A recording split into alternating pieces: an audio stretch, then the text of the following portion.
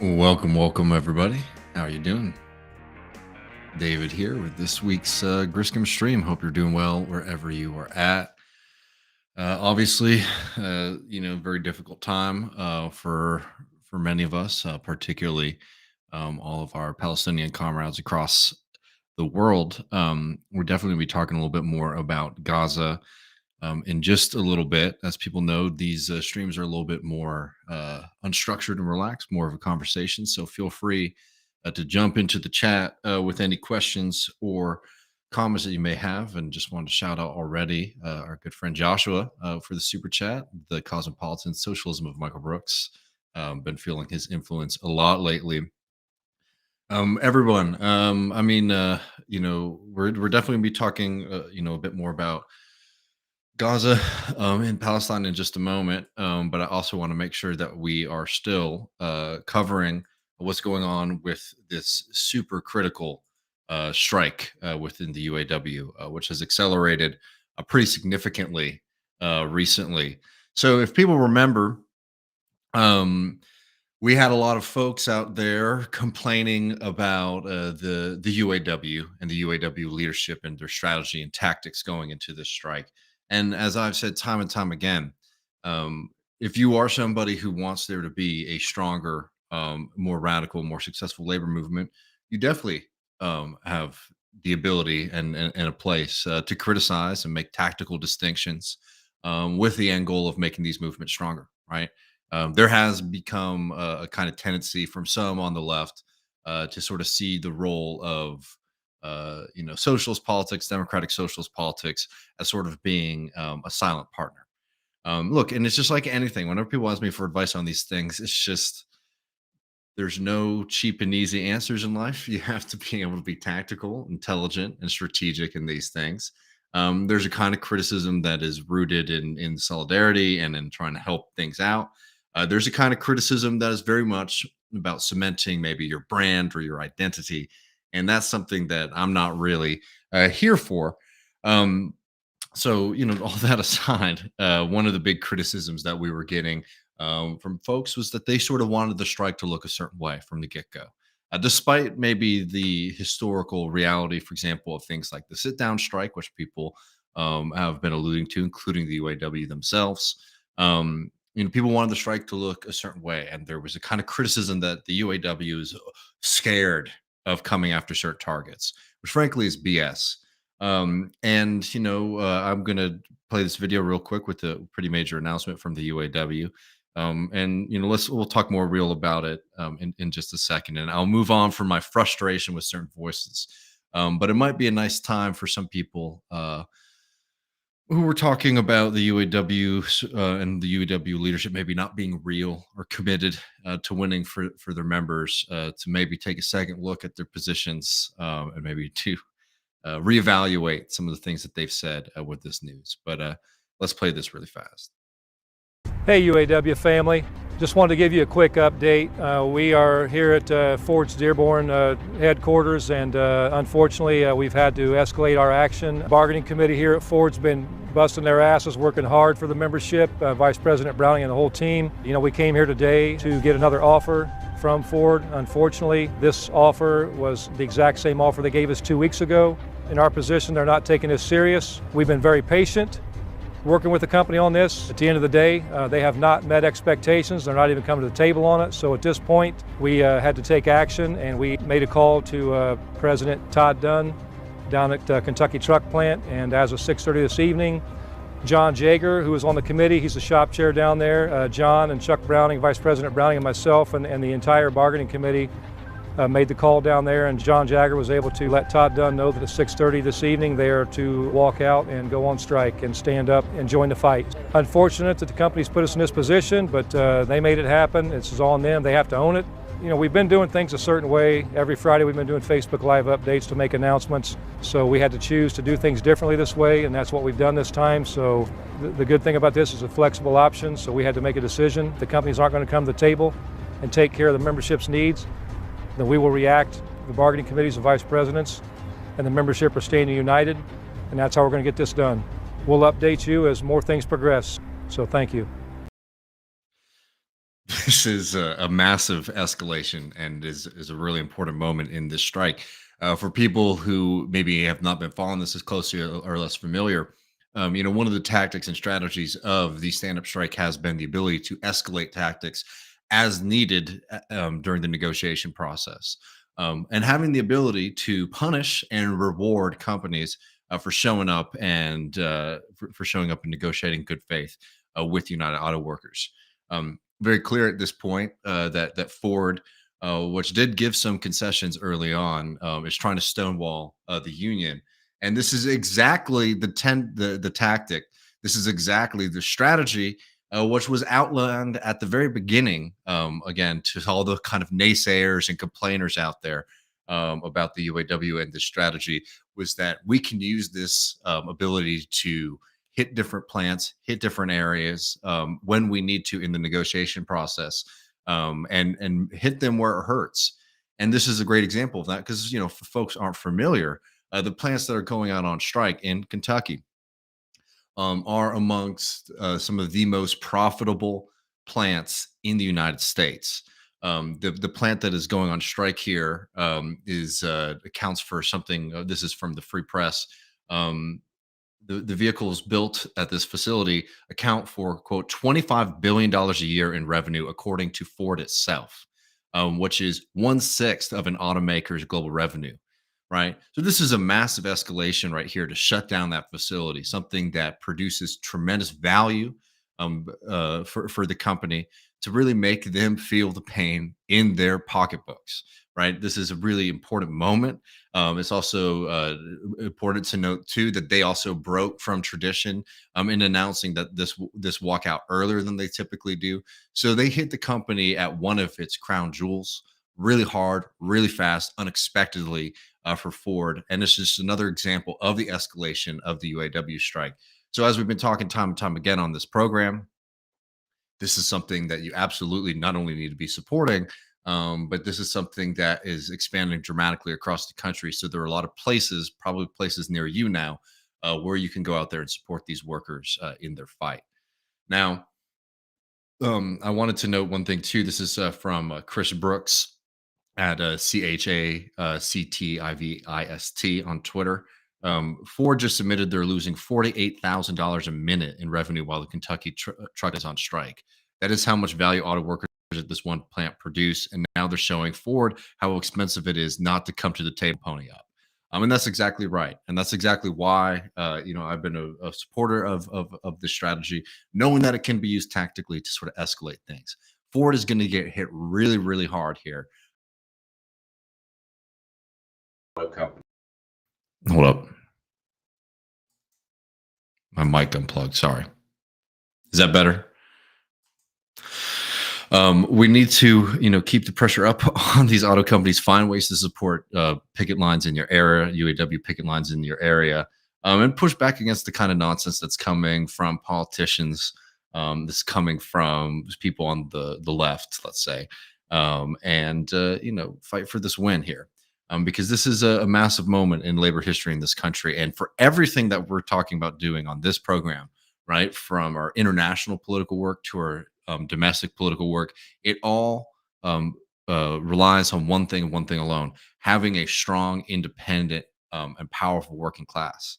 And winning this strike, fighting these companies, showing that it is the workers from their blood, sweat, and tears that the vast value and economic boom in this country that we've been living under is seen as something that is created by the workers. And in fact, those workers should be the ones who are enjoying the benefits of their labor, something that we don't currently get.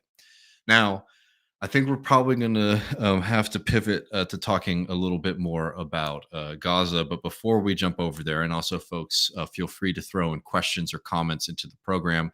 We do appreciate super chats a lot. But if you do have a question, please put at Left Reckoning so that so it's easier for me to catch it on the side as I'm going. But I wanted to play one thing before we move on, which is what I've been calling the Cramer index. Whenever you see ex-Spartacist and Trot, Jim Cramer, losing his mind, it actually means that working class power is increasing. So he had a pretty incredible meltdown the other day, and we're always very happy to play these things on the program. This coming courtesy of the good folks over at More Perfect Union. I mean, Where they got it. AP's got a piece this morning on public approval of either the automakers or the unions. You want to know percentage that favor the automakers? Oh my! It's like 6%, 9%, something below 10. I was shocked at that. I thought that perhaps there would be people who say, you know what, I have a F-150, I love it, and they do a great job, and the workers are being greedy. And no, the workers win. It kind of brings us all. No, workers win. No, I mean, incredible moment right there from Jim, and it's so insane. I mean, you really do have to have a level of detachment from reality to even make the argument that Cramer is saying here. So, this is just somebody who's really, at the bottom of the barrel, somebody who's really struggling with the success of the UAW here. But let's, give him a little bit of credence here, and let's look at that argument that he's making there for a second. So, in Jim's estimation, somebody who drives a Ford vehicle, right, an F-150, pretty decent truck, right, and really enjoys their vehicle, they like it, they like the company, they like the brand, all that kind of stuff. um when they see that there is a conflict between the people who actually make the vehicle that they like and the things that they like, and the people at the top who make money off of the things that they like, why in God's green earth would you think that the general public support would be going to the stockholders and the CEOs of a company and not to the men and women who actually build those vehicles that are so beloved? Is such a bizarre mentality, and is such a clear window into the kind of upside down ideology of people like Jim Cramer, people who are against working people, people who are for super profits for the exploiters and the profiteers in the society, and for a pittance for the people who actually create value, create the things that we like. I mean, I hope we can see a lot more of this, not just with Cramer, but all across this country, because America is a country where we do love our brands, right? We'll have a conversation about that another time. But people do like their products, and they like certain ones, and the history and the story and all that kind of stuff. If we, as a working class movement, can start owning those beloved things in people's minds, what I mean by that is hey, these are the people who actually produce it for you, not the CEOs, not the shareholders, not the bosses. Man, I think a lot of the support that people think that they have for this system that we have in this country of exploitation of the many for the benefit of the few will get a lot damn weaker. Folks, I have some sound I want to get to. I want to make sure I haven't missed anything in the chat before we get into this next story. So I will double check that. All right, let's see. Looney Tunes 9000 says, David, did you see Cenk announce his run for president officially? His announcement is horse crap. I mean, I saw the announcement. We talked about it with the guys at the Vanguard podcast. I hate to not be good at my job. I know I'm supposed to come up with spicy, fun takes. I really have a hard time. I really have a hard time caring too much, frankly. I don't see a path to victory for Cenk. I don't personally have any issues with Cenk, but I don't see what the idea here is going to be. I mean, I've heard his argument that he wants to get to a certain percentage point, and that will sort of open up the primary, encourage Democratic Party politicians to run. I don't understand that logic from the get go. Now, I don't give a shit if somebody wants to challenge Joe Biden. Fine.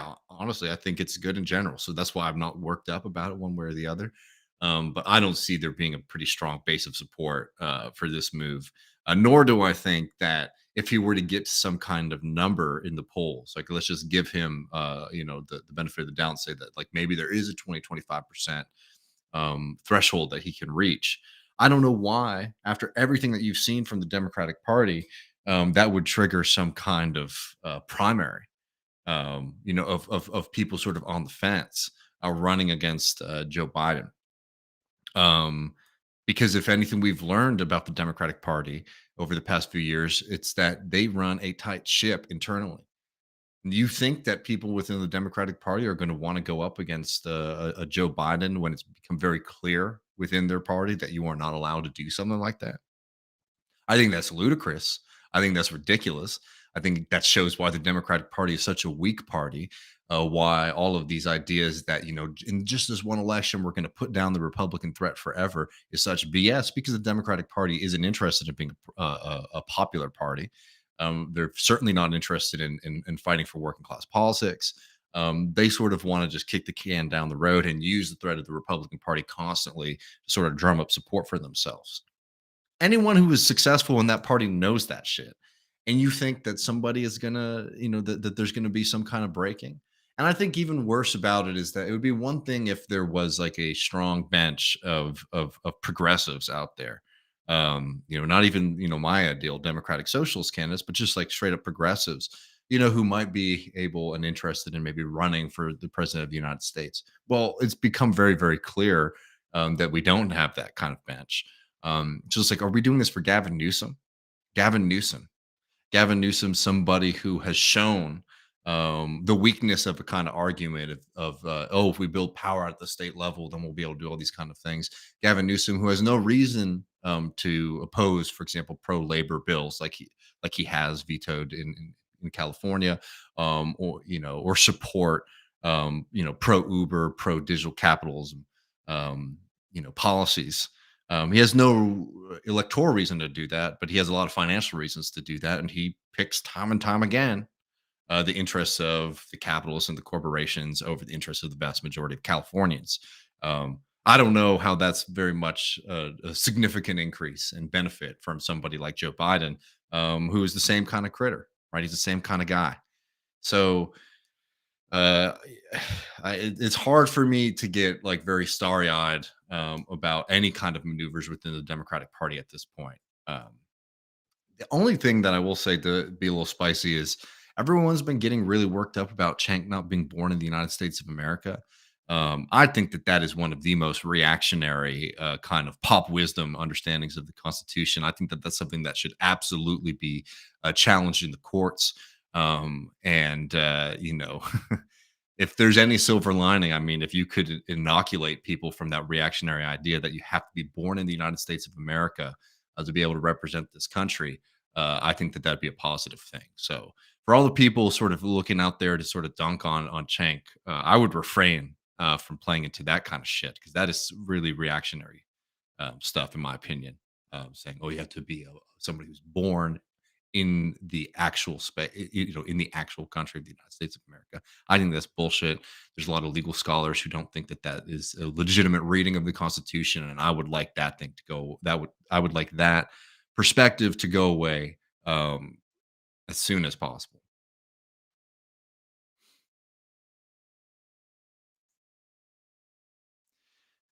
Yeah. Left reckoning, being a Texan. Any comments on Elon Musk wearing his Stetson backwards? I mean, that's the. I've told people this time and time again. There's like I've always disliked Elon Musk, even before I think he sort of exposed himself to a lot of people. I mean, we've been criticizing Elon Musk on this program certainly, but also on the Michael Brooks show, nearly for a decade now. Um, there's an aspect of his like coming to Texas moment that does feel like a personal troll because not only is he here in Texas, he's here in the Austin area. He has been poisoning our water systems here in Central Texas with his boring company. So there's a part of it that like I don't obviously I'm not the center of the universe, but I do feel like I'm personally being trolled here.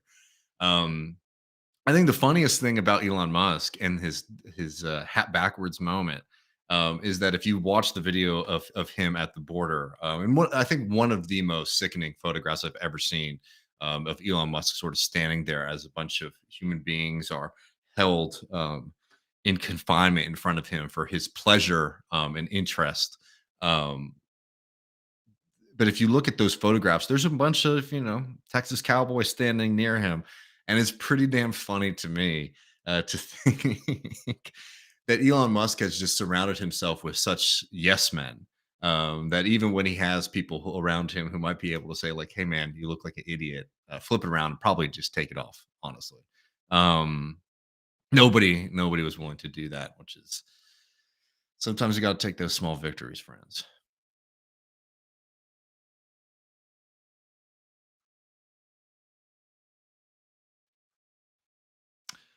Um, Randy, I'm gonna get to the crux of your question here, because I think it's a severe misunderstanding of the issue. And actually, we're gonna play some clips later and that sort of elucidate that. So I'm gonna give you the general. I'm not gonna read this verbatim, but what Randy is sort of saying is like, I don't understand the conflict in Palestine. Um, and basically implies that it's a religious conflict, and if people didn't have religion, then there wouldn't be a conflict. That's just false. It's absolutely false. And that is a kind of simplistic boiling down of the issue that overwhelms all of the reality of the situation, because it's not, there's a religious context and a history, right? Just like there's context of history and religion in all sorts of things today and throughout world history. What this issue is about is that there are a people, the Palestinians, who are from the area, have deep roots to the land that is their home. Their home has been taken from them, and they have been held in open air prisons where many of them are no longer allowed to return to their ancestral homes. They are denied the ability of free movement. Many of them are denied citizenship in general. They are exposed to daily humiliations, degradations, and killings of their friends and family. Right?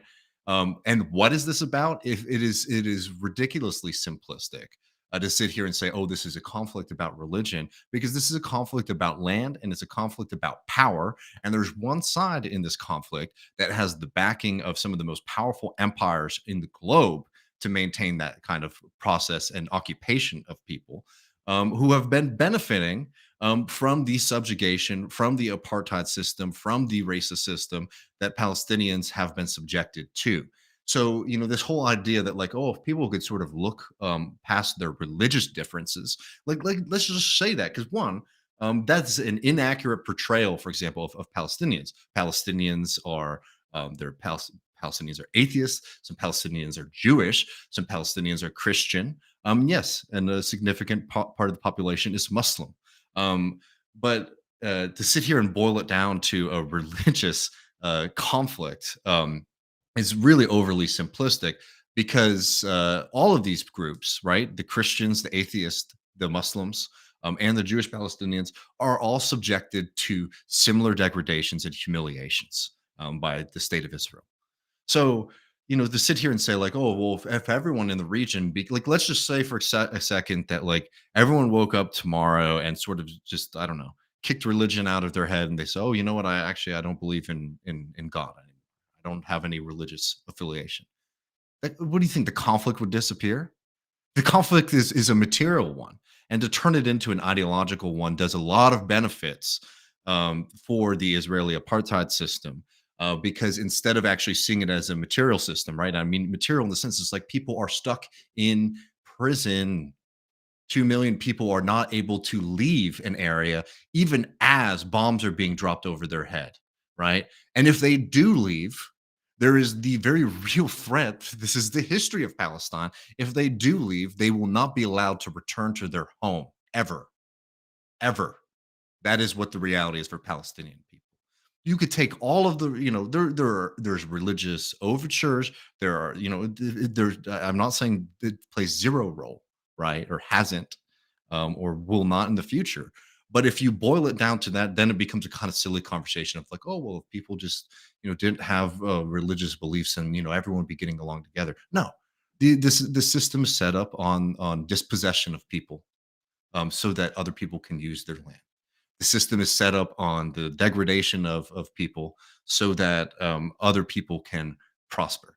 The reality is that you could very easily create a system. Well, easy is the wrong word. The solution is simple here. The solution is simple here, is to have a state of equality for all of the people in the area, to live under a democracy, and to eradicate um, the occupation and the apartheid system. But that's not what Israel wants. It's very clear that's not what Israel wants. Israel's not even clear about what they want at this point, other than, frankly, the continued marginalization and, I think eventually disappearance of the Palestinian people. You see this. This is what's going on in their court systems right now. Why? Why is Israel spending so much time making arguments about whether or not there were Palestinian communities in the area in the 18 and 1700s? If their argument is not that we want these people to be gone from this area forever. So no, I think that that's a wrong way to think about this conflict completely. And I appreciate the question, and I hope you don't take my response as a personal attack on you. I'm just saying I find that view to be very frustrating, frankly.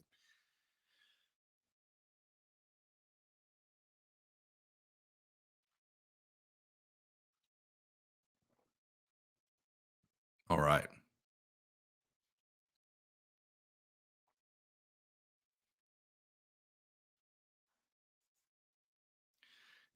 Awesome Possum says, Dave, do you think the Republicans will have settled on a speaker before the government shuts down, or are they too far gone to accomplish even the basics? I mean, it looks like they're going to try to line up around Scalise, right?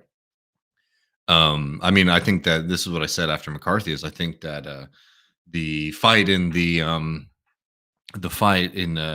Republican leadership makes it very likely that there'll be a government shutdown now, which will be devastating for the country.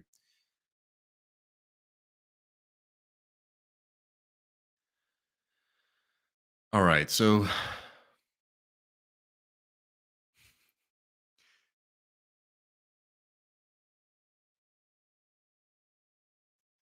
um, David Elon hung out at South by Southwest. Frankly, I would prefer if we got rid of South by Southwest and Elon Musk here in Austin.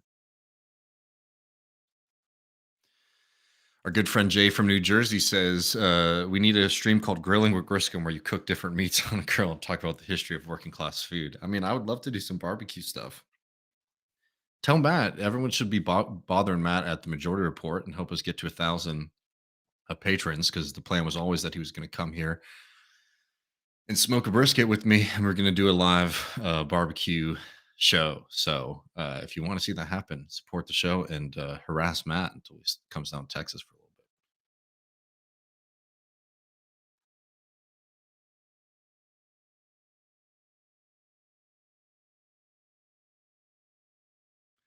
And as Warai, apologize if I'm saying your name wrong, says, going back to Palestine, says Christians have actually played a disproportionate role in the secular Palestinian movements. It's not Islam, Judaism thing. I think absolutely. I think talking about it in that way really helps confuse a lot of people. Thank you very much for the gift subs, Soul Life. Do appreciate that very much. Um, Navy says, "Hey Dave, do you know why the Egypt isn't letting Palestinians flee bombing?" Sorry for a dumb question. Just been wondering. No, I mean, well, Egypt has played a. The thing about the Palestinians too is like everyone talks about like, oh, this Arab conflict, right? um, Palestinians really don't have any friends in the region. Palestinians are abused in Israel, and refugees who have fled to other countries in the region. Maybe not as stark as the apartheid and occupation system, but are regularly treated, as pariahs and drains on society by a lot of other countries in the region. And the unfortunate reality is Palestine doesn't really have a lot of people willing to stand up for them. And Egypt has played a really negative role when it comes to the Palestinians as well. No, so it's not a silly question at all.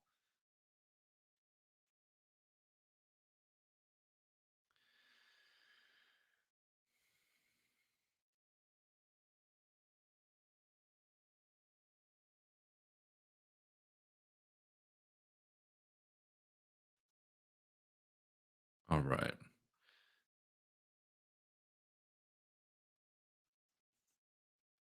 Maha says, what can be done about Abbott busing immigrants all over the country? Why is the Biden administration allowing this and not setting up a federal program?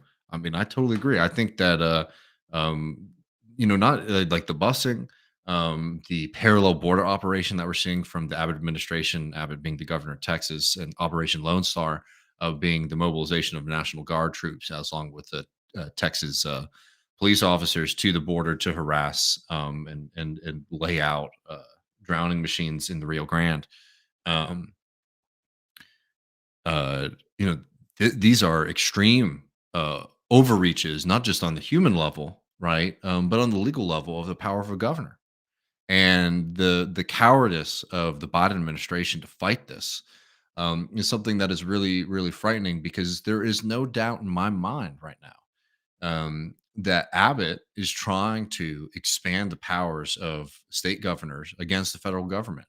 That's a constitutional fight, a constitutional crisis. And I think Biden is afraid of taking that fight on directly. And the consequence of that is thousands upon thousands of people are harassed and are dying in the border, in transit, and then are being brought into places where they don't have as many resources as they need. It's pretty horrific.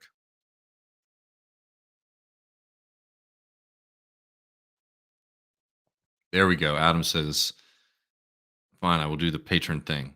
Appreciate that very much, friend.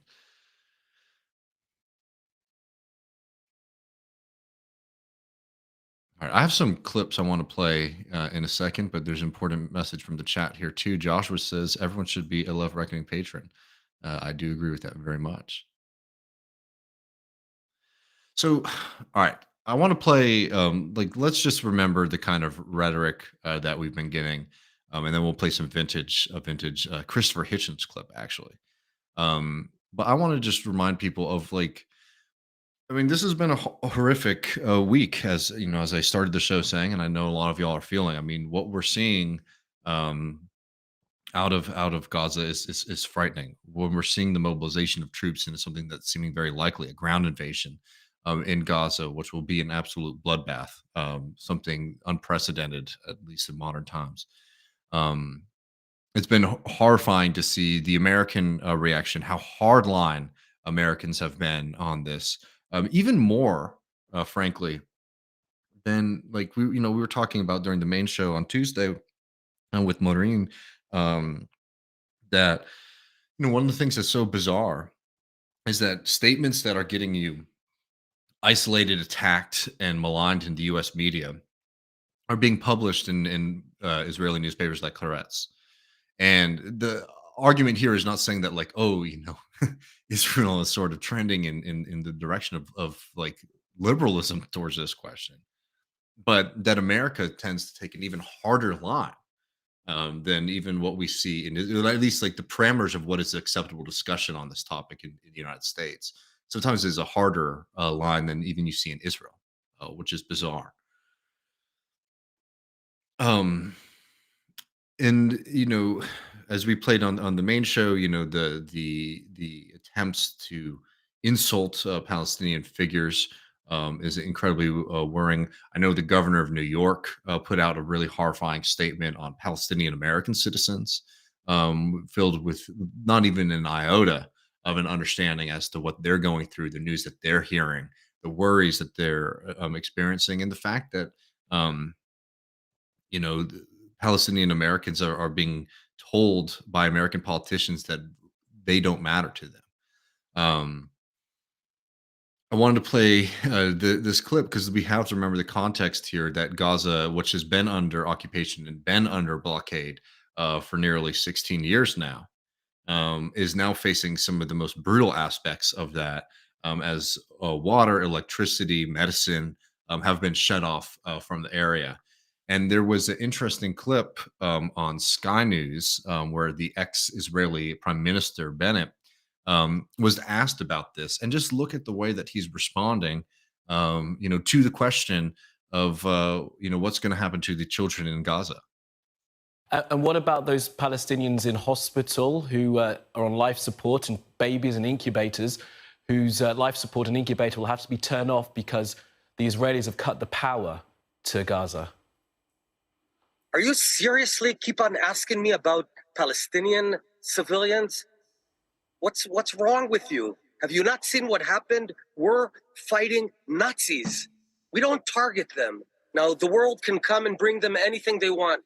If you want to bring them electricity, I'm not going to feed electricity or water to my enemies. If anyone else wants, that's fine. We're not responsible for them. This is the point. But you this keep is the on. point. No, I want to tell you. No, listen. You listen to me right now. I've heard you enough.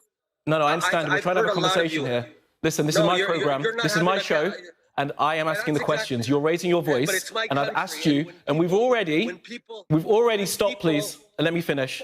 We've already distinguished between Hamas. I want to tell you, shame on you. You're trying to speak over me. We are not. Shame on you. It's nothing about shame. We're trying to have a conversation about a very serious situation here, and you are refusing to address it. I mean, that's impunity, right? To say, to try to shut down a conversation about what is going to happen to all the children of Gaza. Or even, the children aspect, it's because there is just something so horrific, about a child in any context, suffering over these conflicts. But everyone in Palestine deserves our sympathy. All the civilians in Palestine who are going to face the brutality of this occupation and this very likely assault, and now the strangling of nearly 2 million people slowly as they're denied electricity, medicine, water, and food. It's this impunity that I think sometimes can be the most shocking. That no matter how many times people have said and condemned, the attacks on civilians by Hamas, there is zero space in a lot of ways. In the United States, in the United Kingdom, in France, they banned Palestinian marches in solidarity with Palestinian life. There's an attempt to basically tell the world that what happens to Palestinians' lives does not matter.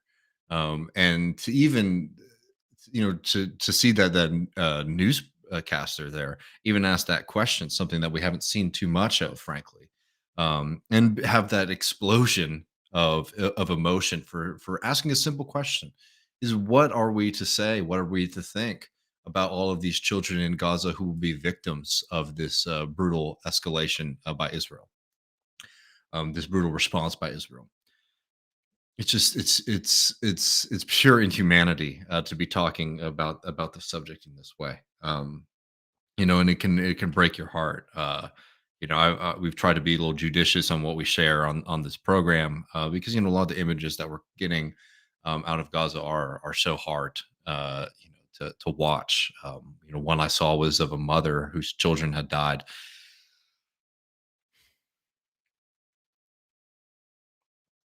And she was just screaming that she wasn't able to feed them.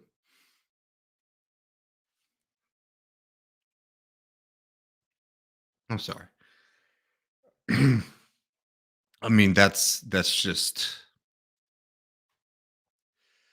what that daily life is like. It's unimaginable. And there's a lot of my heart that goes out to the Palestinian people who have for generations been exposed to this kind of thing, and continue to portray such a humanity in spite of all of the demonizations and attacks and unwillingness in countries like the United States, for example, which plays a large role in the occupation. It's unbelievable. But y'all, I'm sorry. It's tough. I wanted to play a little clip that I came across a moment ago. As people know, and we all know, we've done a lot on him, particularly his horrifying right wing turn later in life. But as people know, myself and Matt and Ben all used to be big fans of Christopher Hitchens before his right wing turn. And I'm not playing these in any way to kind of sanitize his image, but one thing about him is he was a very effective communicator, and maybe somebody watching this later, might be swayed by it, because one thing that's interesting about Christopher Hitchens is the people who've ended up holding his legacy tend to be more on the right, for sure. right? And this kind of like new atheist movement that is gung ho of supporting Israel in a way that's sort of bizarre to me. But we have some vintage Christopher Hitchens here for y'all talking about Israel and Palestine in a way that I think might shock some people who only consider Hitchens to be a kind of neocon. Um, so let's just play a little bit of this as a reminder of somebody who was saying these things on American, television on C-SPAN in particular. That would still even get you in a lot of trouble for saying, and Hitchens is right in most of these. Good morning. Great. I like your type of argument. You basically have intellectual discussion instead of a screaming argument. I'm a libertarian. I'm basically on the opposite side of the spectrum as you. But I wonder if you could clarify a couple things for me. I believe Palestine was the entire area covering Israel and Jordan. I wonder if you could tell me at what point the Palestinians went to Jordan, and I realized they were kicked out when they blew up some passenger jets or something. And are you familiar with that? Yes, I think more than you are, by the sound of it. I'm not sure. I don't. Well, go ahead. Basically revolved around the Palestinians that were from Israel. I don't understand if there's 22 Arab states, why they have to take over Israel. Well, there are 49 American states. If someone told you couldn't, apart from the one you're sitting in, if someone told you, actually, we would rather have your bit of Los Angeles for ourselves, from now on, this will only be, you can only be a landholder or a householder here if you profess the, let's say, Muslim or Buddhist faith. Otherwise, get out. This bit's ours. You're happy to go to Colorado on that basis? I don't think so, and I think if you think about it, you wouldn't insult anyone else by treating them, their society or their country as disposable as that. The Palestinians do not feel that God gave the land to someone else and they therefore have to be flung out. And I completely agree with them. They've every right to resist that ridiculous proposal. Cape Cod, Massachusetts. So we'll get to this second one in just a moment. But I think that, this, again, is a good example of the way that these things get sort of turned into simplistic and incorrect views by like a lack of understanding history and context. But most importantly, I think a kind of as a subject, I mean, a lot of people have a hard time putting themselves into the Palestinian position and what that experience has been like. And I think Hitchens, making the argument there about saying it's like, well, how would you feel if your home of Los Angeles, California, was suddenly taken from you, and to live there, you had to take on another faith and another identity, lose the ability of self-government and self-rule. It's such a simple kind of argument that he's making here, but it's very profound, right? Because I think a lot of people don't consider it or think about it like this at all. Instead, it's this kind of simplistic numbers game, numbers question. So I think that's a good one. Let's play a little bit of this next one here, which is with Sullivan. I'm forgetting his first name, who's still around writing, and Hitchens going a little back and forth on this question. Go ahead, please. Good morning. A question for Mr. Hitchens, please. You're going. You're on. Ask away. Do you believe it's healthy for the United States to be so much influenced by Israel? We are a large country. They are very small, but they have much influence in the media and especially in politics. Thanks. Well, believe me, I know, I believe I understand the question, and there are various tones of voice in which it can be asked, including a tone of voice that I don't like, that suggests that there's a sort of covert Jewish hand that directs U.S. policy, which is not true, and very often clusters with other forms of unpleasantness. I do think that the United States gives far too great a proportion of its military aid budget to Israel, and in return asks for insufficient Israeli responsibility. The Israelis are the custodians of the West Bank via an act of war. Their occupation of it is not recognized as legal. I've already said what I think should happen about that. There should be a West Bank state. The United States could make that difference. You could say to the Israelis, we will defend the existence of a Jewish community or a Jewish state in Palestine. We will not underwrite it becoming an expansionist and colonial state. If you want to do that, you pay the difference yourself.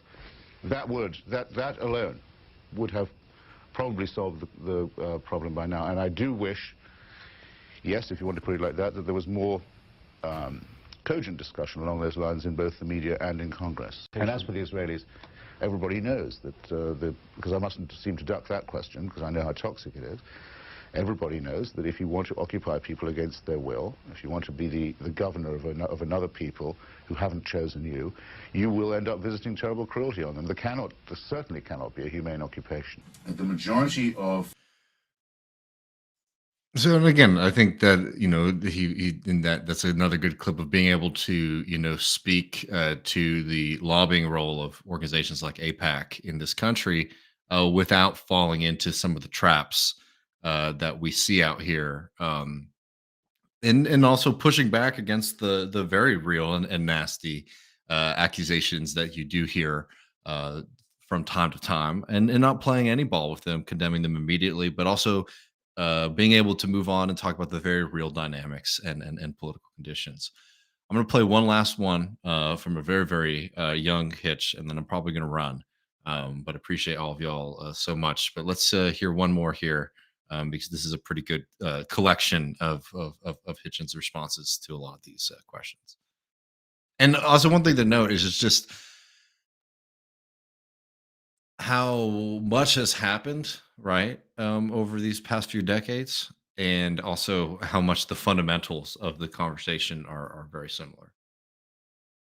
Christopher Hitchens, let's go to Cambridge, Maryland. Good morning. Good morning. Good morning. Thank you very much. Mr. Hitchens, I have 3 direct questions, short questions for you, please. Do you feel that Israel has a right to exist within secure borders? Do you feel that the United States should intervene should Iran or Russia try to close the Straits of Hormuz? And would you seek relief from a 24-hour shoot-on-site curfew from any quarter in which relief might be found? Thank you. All right, thanks for the call. Very good questions, and I think I know what you're trying to pin me down on. On the first, yes, I do, but I think the securely recognized borders should not allow for Israeli colonization or occupation of the territory of its neighbors, which is what it's doing now. The right to exist argument has been used now to the point where what it's going to mean is that the Israel you're talking about will include the annexed and illegally occupied West Bank. So the right to exist argument is going to rebound on those who use it unclearly and who don't say what they mean by Israel. It's very interesting, the Israeli government has never said where it thinks the borders of Israel really ought to be and what it would settle for. I think it would be an immense help if Israel's going to insist on the right to exist, if it tells us where it thinks Israel's boundaries should be. Every other country does do that. I'd better give you the straight answer. I'll just say I like my Hitchens like I like my wine, young and red. I'm gonna run, but I just want to say, just very briefly in closing, we're certainly going to be covering this a lot over, as long as we need to. But I wanted to sort of end on a note of practical consideration for the American left and labor movement on this question. The American left, from progressives to the members of the DSA to the organization of the DSA, has sort of been embroiled in a conflict under the radar for a while now over the question of supporting Palestinian humanity and liberation. And one of the and with high cost, I've been extremely frustrated with some of members of our movement, some of the leadership, and some of the activities and statements and things that have happened over the past few days. I've been pleasantly surprised by some, but I think that zooming out a little bit, we have to look at the context of building a strong labor movement and left in this country. and supporting the humanity and dignity of Palestinians puts a big target on the left's back. And there's always been this kind of question about whether or not the left, should maybe hold these principles, but hold them kind of privately and quietly. Um, I think with what we're seeing right now, it is extremely clear that backing down is an evacuation of any commitment to internationalism, to solidarity, and to humanity itself. And this is not a time to be timid. This is a time to say we are against apartheid. We are against the occupation. We condemn, attacks of violence against civilians by Hamas. But that does not mean that we no longer think that Palestinians have deserve dignity, humanity, and deserve to have a future. It is very clear right now. You're seeing it particularly in a state like New York. The entire Democratic Party is attacking the DSA in particular with some of the most vitriolic language, attempts to sideline them, to demobilize, and to defeat that political movement, using this conflict as a kind of pretext for that. This is a time for us to be able to band together and to show solidarity, and to recognize that there is no middle road on this question. You are either for the dignity of Palestinian people, or you are not. And anyone who continues to make this argument that you can be progressive except for Palestine, I think they might need to be shown the door in our political movement. Because on a basic question of human rights, of humanity, and of human dignity, which anyone who considers themselves to be a progressive or a socialist should be willing to stand up for and demand for others. This is a real test of people's commitment.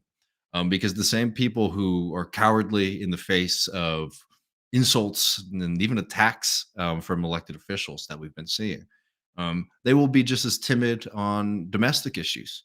I mean, could you imagine? You've seen time and time again, some people who sort of cozy up to this movement will turn their backs on us very, very quickly when it gets difficult. You saw that with Bernie Sanders campaigns, for example. Certainly, we'll see that if we start getting more gains in the labor movement. So this is a kind of non-negotiable fight. And I think that this is a difficult moment because of what's happening in Gaza. I think it's been a difficult moment because a lot of people are showing their true colors and their commitment to human rights and their belief in those concepts. But I think that this is a kind of big watershed moment in the movement that we're building. And with that, friends, I'm going to run. We'll be back this Sunday with a bonus episode for Left Reckoning patrons. You get access to that, patreon.com/Left Reckoning. We will be back on Tuesday with the main show. Appreciate everybody for spending some time with me this Thursday afternoon. Look out for each other, and take care, friends. See you soon.